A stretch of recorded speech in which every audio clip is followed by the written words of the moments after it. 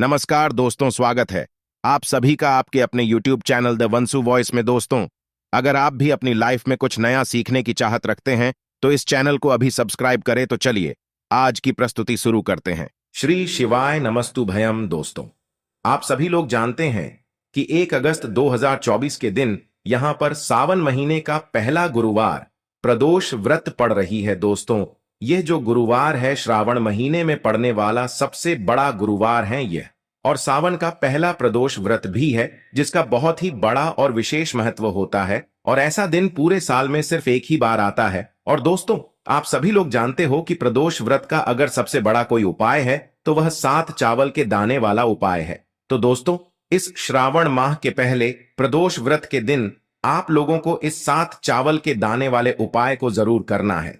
बहुत सारे लोग होंगे जिन लोगों ने इस उपाय को ना किया हो, मतलब पूरा साल निकल गया और उन्होंने किसी भी दिन इस 7 चावल के दाने वाले उपाय को ना किया हो। पर दोस्तों, आपके पास एक आखिरी मौका बचा हुआ है जो कि 1 अगस्त 2024 सावन महीने का पहला प्रदोष व्रत के दिन।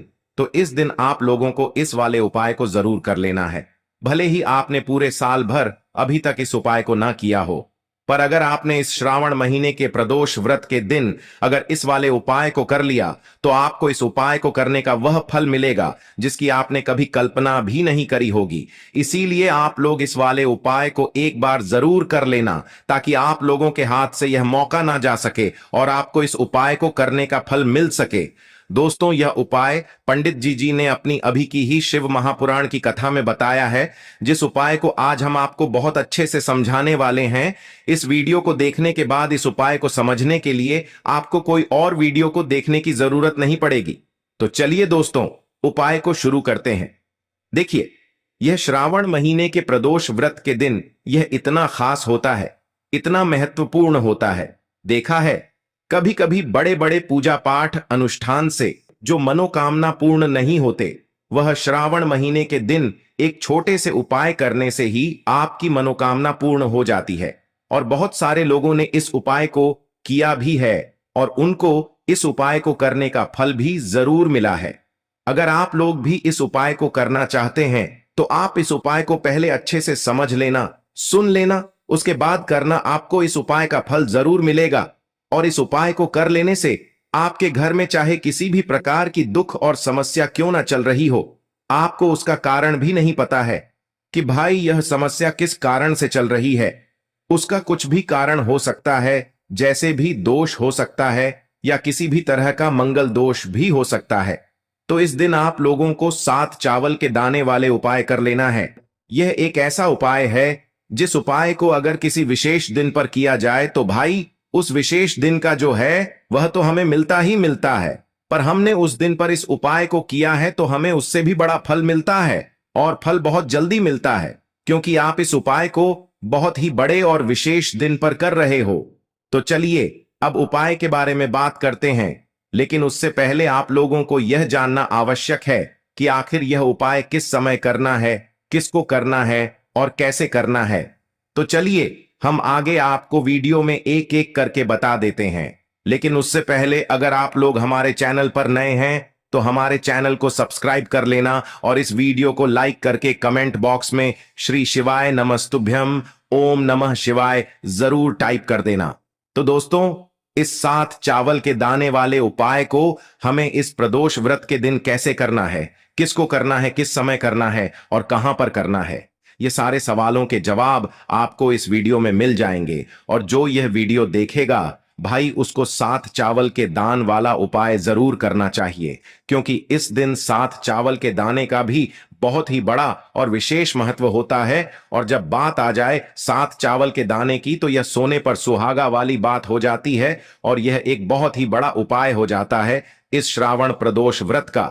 तो अब दोस्तों, इस 7 चावल के दाने वाले उपाय को आखिर करना किसको है, सबसे पहले हम लोग वह बात जान लेते हैं।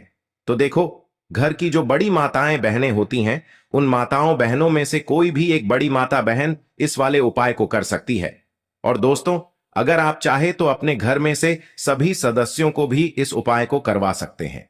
अगर किसी व्यक्ति की खुद की कोई मनोकामना है, खुद की कोई दुख और परेशानी है, जो कि वह अपने लिए ही करना चाहता है, इस वाले उपाय को तो वह खुद अपने लिए भी कर सकता है। बाकी अगर कोई घर में से ऐसा है जो कि अपने पूरे घर परिवार की सुख और शांति के लिए यह वाला उपाय करना चाहता है तो भाई वह भी कर सकता है। उसमें भी कोई दिक्कत वाली बात नहीं है। कहने का मतलब यह है कि इस उपाय को हर एक सदस्य भी कर सकता है और पूरे घर परिवार के सदस्य के लिए घर की बड़ी माताओं बहनों में से कोई एक माता बहन भी कर सकती है।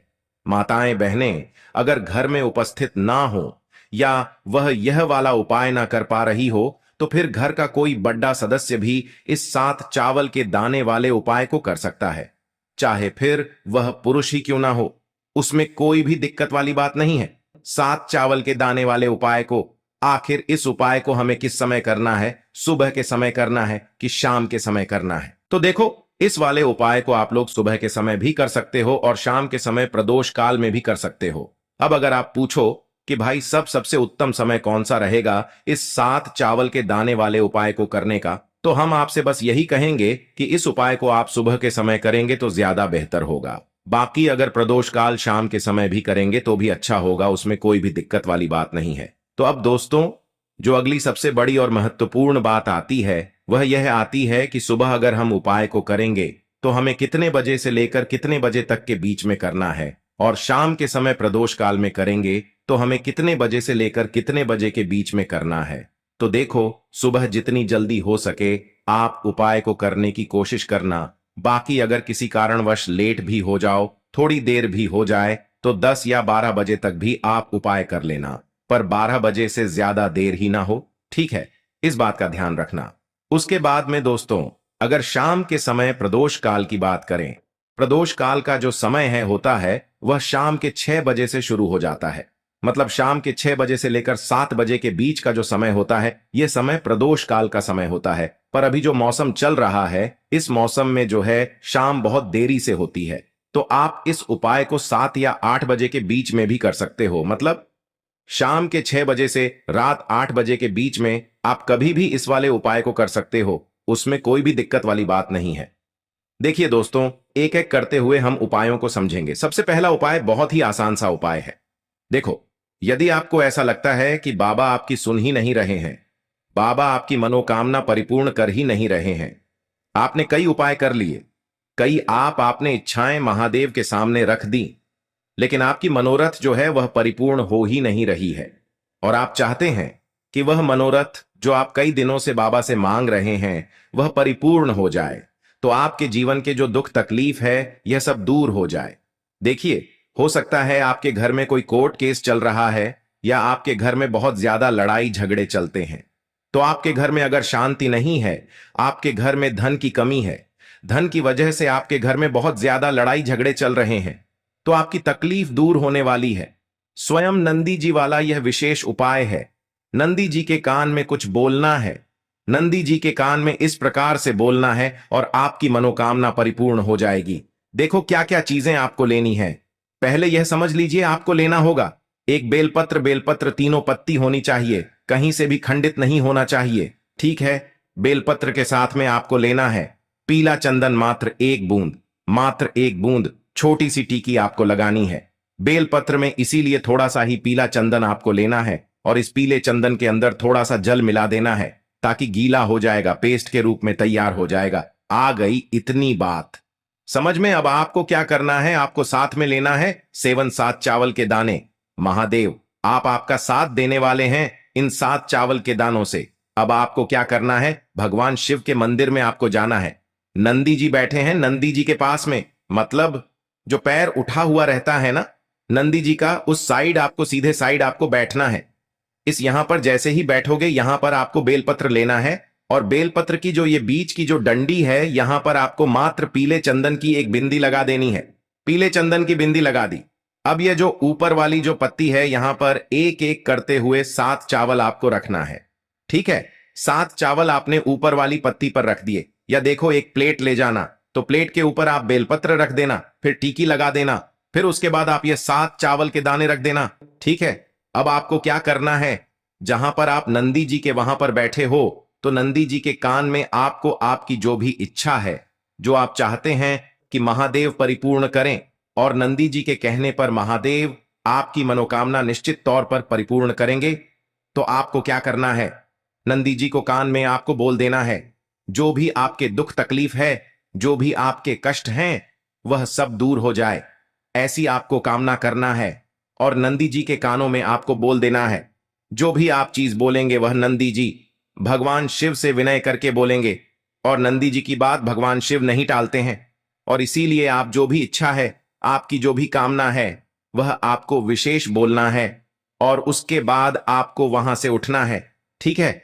नंदी जी को कान में मनोकामना बोल दी, फिर उठना, फिर उसके बाद भगवान शिव के वहां पर जाना। और यह जो बेलपत्र है, यह बेलपत्र चिकना वाला साइड जो है, और भगवान शिव के शिवलिंग के ऊपर इसे अर्पित कर देना है।